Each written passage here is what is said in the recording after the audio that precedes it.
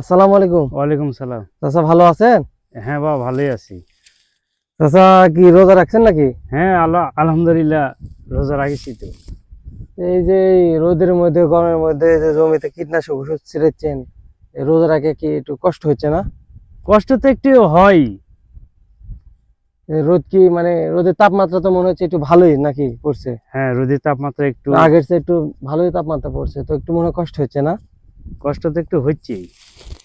আচ্ছা, তো আমি একটু এই রোজাদার যেহেতু ব্যক্তি আপনাকে একটু একটু কষ্ট লাঘব করার চেষ্টা করি, হ্যাঁ?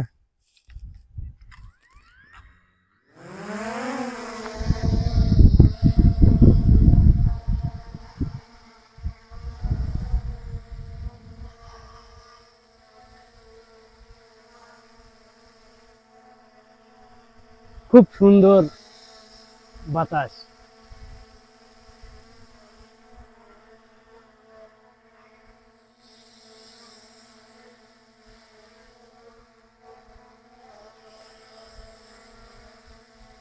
কিরম লাগছে বাতাস? বাতাস খুব ভালো, ঠান্ডা বাতাস।